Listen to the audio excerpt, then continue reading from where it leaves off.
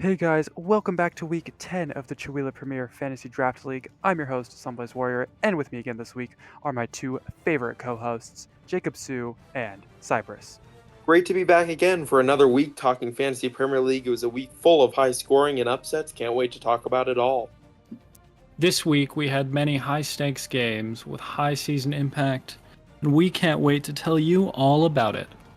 There were a total of 8 transactions in the league this week, starting out with FC Varka. Allison is in for Jorgensen. For AFC Sunblaze, Pedro Neto comes in for the Inter Jota. And for AngRyBird Athletic, in comes Hurst for Nketiah. And then for Mountain Villa, Newcastle defender Lewis Hall comes in for Pau Torres, and then Cyprus FC bringing in Manchester United's Casemiro, Team of the Week member last week, for Jorginho Rutter.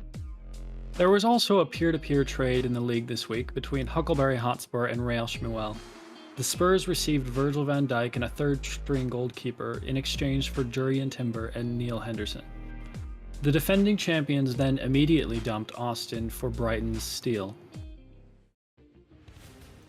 And we have a new high score in the league this week. Mountain Villa putting up 70 points against the U.S. Air Force, who's only able to score 27.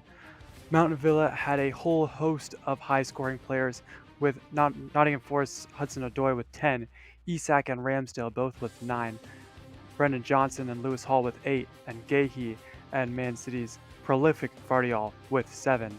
Meanwhile, for the U.S. Air Force, Strand Larson with 8 was their only real prospect, with Palmer and Guimaraes only scoring 3, though Cody Gakpo did score 9 on the bench, although I'm not sure how much that would have helped if he had been on the field.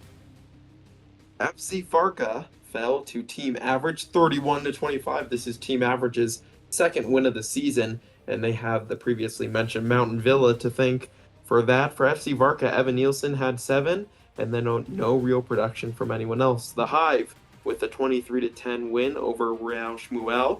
For the Hive, Cunha with 6, and then Elanga and Sanchez both had 3 points apiece. As for the Real Chewelah, truly no big scores for them this week. The high scorer being Simicast with a measly 3, and then in a big rivalry matchup, Cyprus FC edged AFC Sunblaze 29-28, with Cyprus FC getting a massive win against AFC Sunblaze, who's been a real powerhouse in the league. For Sunblaze, they had Morgan Rogers and Jamie Vardy. Rogers with 9, Vardy with 5, and Hoyland had 5 on the bench. As for Cyprus FC, it was really a team effort, with Murillo with 6, Welbeck with 5, Soma 4, and Milinkovic was on the bench with 6, but it didn't matter. Cyprus eked out the 1-point win.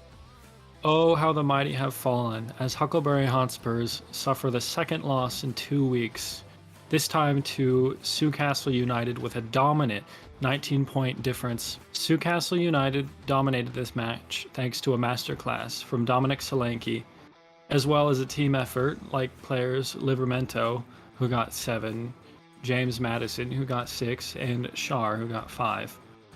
Huckleberry Hotspur only had 2 real outstanding performers, that in Semenyo, who got 10 points, and Van Dijk, who got 5, while everyone else underperformed massively. The next matchup was between Osignac and Tommy. Tommy finally got some points with 32, but unfortunately still lost out to Osignac's 39. Osignac had high performers like Davis and Mohamed Salah, who got 10 and 9, as well as Armstrong and Swells, who got 7 and 6, while Tommy had Aina, who had an insane 15-point game, and everyone else underperformed as well. After that very exciting week, let's look at our team of the week.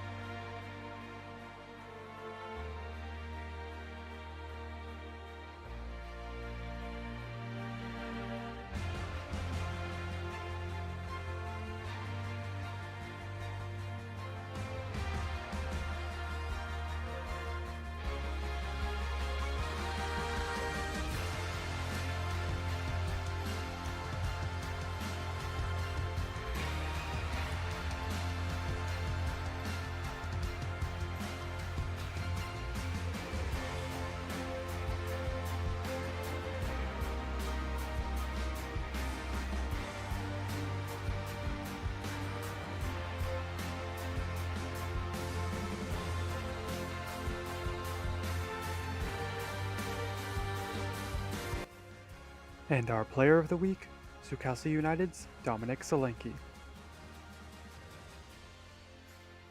And here's our league table after 10 weeks. I remain top despite losing out to Cyprus FC, who jumps to third, tied with Huckleberry Hotspur. Tottie's Boys and Mountain Villa are locked at 19, fourth and fifth, and the Hive and Newcastle are in the same situation, 1 point below them. 3 teams are on 15, 2 teams on 9, average with its second win up to 6 points, but no change in position for them, and Real Shmuel remains with 0 points. It was another fun week of fantasy, and after my very, very tight win over Sunblaze, I am feeling very good about my hopes for the future. And I hope that next week I can say the same. See you all then. It's been another great week of talking Fantasy Premier League with you boys. As for my boys, Newcastle United, we see a nice green arrow next to our name moving up to 7th place, and we're still on the charge after a great win. Can't wait to talk more Fantasy Premier League and another Newcastle United win with you guys next week. Well, consider me humbled. I have lost this week. I was kind of hoping to go 6 points clear, but at least that means there will be exciting weeks ahead for the viewers. And speaking of viewers, thank you guys so much for watching. Subscribe and see ya.